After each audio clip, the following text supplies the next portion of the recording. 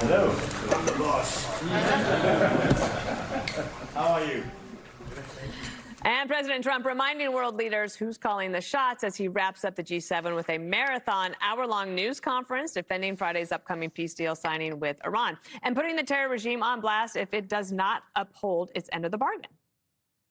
Then it's a memorandum of understanding. If it doesn't get done in 60 days, that's all right. We go back to bombing. If you don't adhere to the agreement, I don't want to do that, but we're going to bomb the hell out of you. When I say permanently, it should be permanently. But if it's not permanently, we will bomb them. They will be bombed, just like I bombed them on Wednesday night and Tuesday night and was going to bomb them on Thursday night at a level that was 3 times greater, and they knew that. I will bomb them. And now we've got the details. The U.S. has released the full 14-point memorandum. Among the top lines, it ends the hostilities, the war, reopens the Strait of Hormuz, and says Iran can't get a nuclear weapon. In exchange, Iran gets sanctions relief, the release of frozen assets, and a $300 billion reconstruction commitment. But the president is adamant that no American money will be going into the mullah's hands. You've been clear, President Trump, the United States is not going to directly pay Iran, but the U.S. is going to let the Iranians start making billions of dollars, selling oil, accessing this reconstruction fund. Only if they're doing things right. Peter, only if we're not doing anything. We're not putting up money. Only if they're doing things right. And the president poking a little fun at his vice president if things go south. If it works out, I'm going to take the credit. If it doesn't work out, I'm blaming J.D. You better be careful, J.D. He's going to turn his plane around and get the hell out of here. Yeah, I like that idea. Okay, here we go. I love the I'm the boss thing. Very funny. I'm sure. Well, they laughed, so I think they thought it was funny, too. Kaylee, the document that was released today was basically the document that was leaked all week that we were told not to take much stock in. But it is the one that they have. It's the one that they're trying to defend. And to mixed reception, I would say. Indeed. And I would remind everyone, a memorandum of understanding is different than a deal. Those are fundamentally 2 different things. The most important point on this 14-point memorandum is point number 8, that says Iran reaffirms it will not procure or develop a nuclear weapon and address its enriched material. But my question is, what are the footnotes to this? That we will get in a deal. And 2, how does it change Iran's behavior? That will all be determined in time. We are told that the points you're looking at on the screen were designed in a way that was to allow Iran to sell this into their domestic politics, and also that the commitments that they made behind the scenes verbally are much stronger than these initial frameworks and principles. So those caveats aside. But again, what are the footnotes? Because the footnotes are going to be the kind of things we saw in the Obama JCPOA, though I expect these to be different. But the JCPOA, a much longer document that was actually a deal. This is the memorandum. And in the JCPOA, here were the footnotes: 10-year sunset provisions for centrifuge restrictions, advanced research and development, 15-year sunset on the enrichment caps on Iran, 15-year sunset on the stockpile limits, on the plutonium and heavy water restrictions. In other words, all the restrictions go away, 10 years, 15 years. That was the JCPOA footnote. It would be an unacceptable deal should this deal look like that one. Number 2, I would just say this. If you go on Obama's website, the archives of his White House website, here's what they say about inspections. This deal ensures IAEA access when needed, where needed, to verify the peaceful nature of Iran's nuclear program. Anytime, anywhere inspections are simply unnecessary thanks to the deal. Wrong. You cannot trust Iran.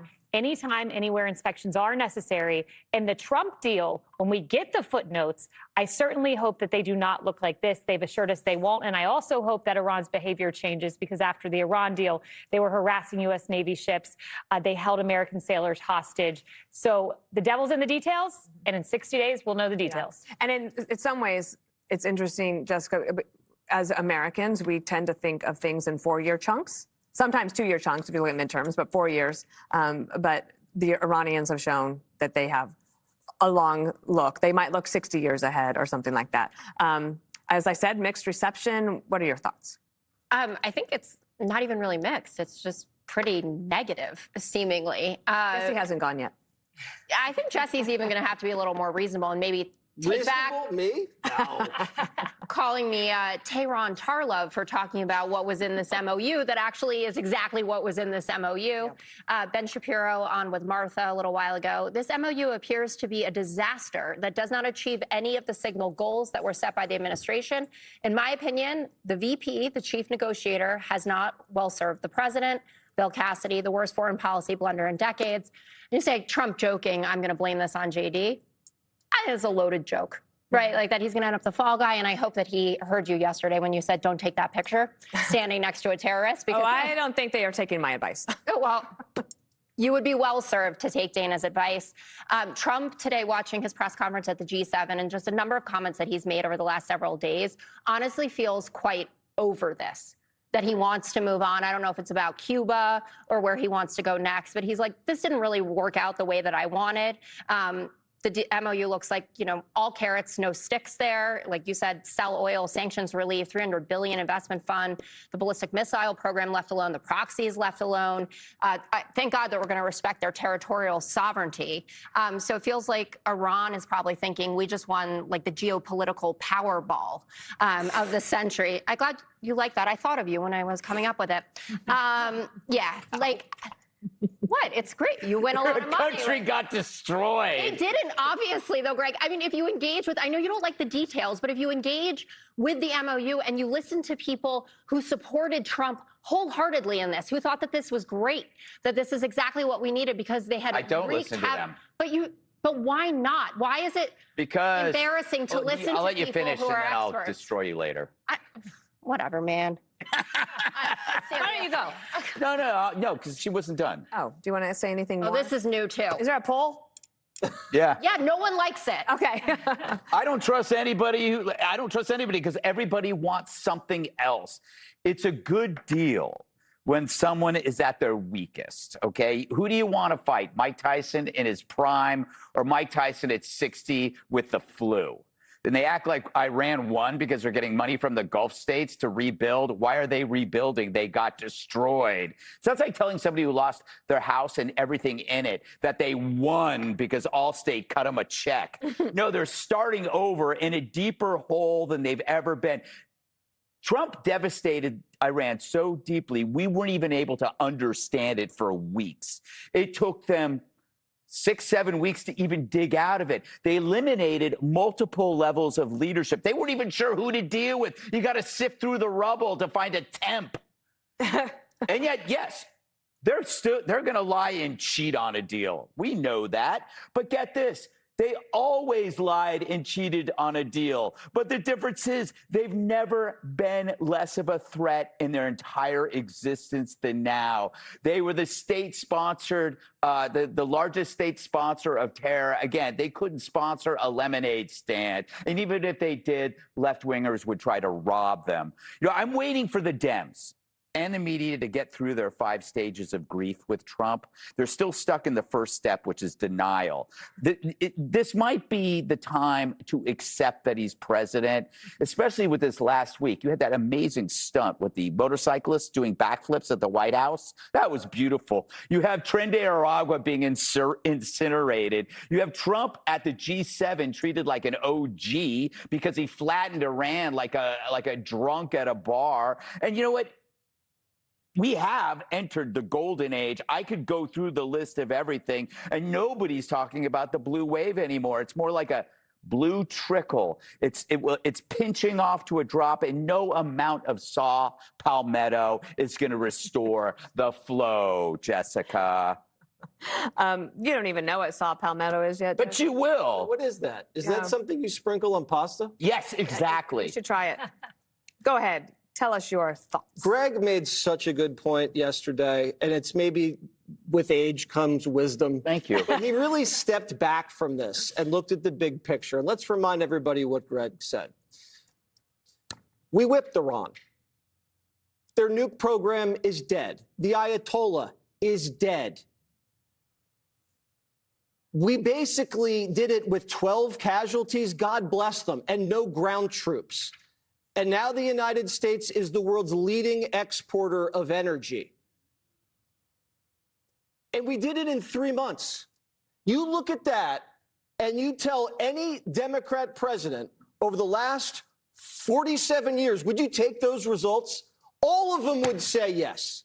Alright guys, I just watched a pretty well video covering Donald Trump's latest appearance at the G7. And honestly, there were a lot of moments that they are already getting people talking online. According to the video, Trump held a press conference that critics are calling one of his most unusual public appearances in recent memory. The report highlights several moments where Trump made unexpected comments about world leaders, including Egyptian President Abdel Fattah al-Sisi and Indian Prime Minister Narendra Modi.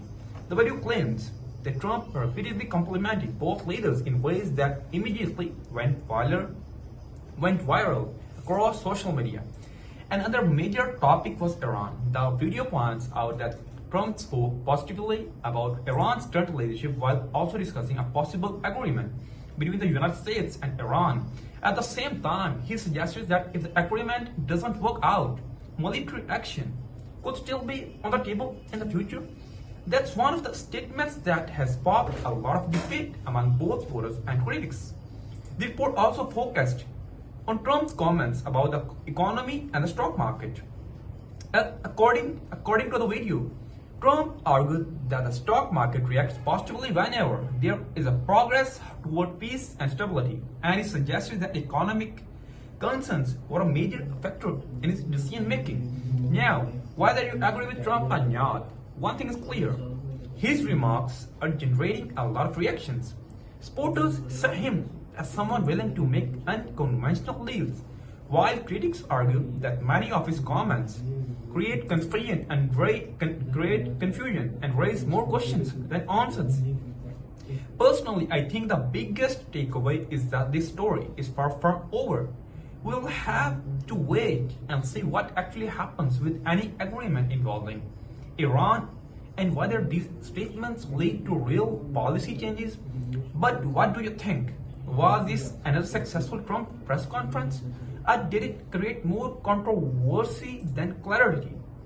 Let me know your thoughts in the comments, and don't forget to like and subscribe for more political reactions and news updates.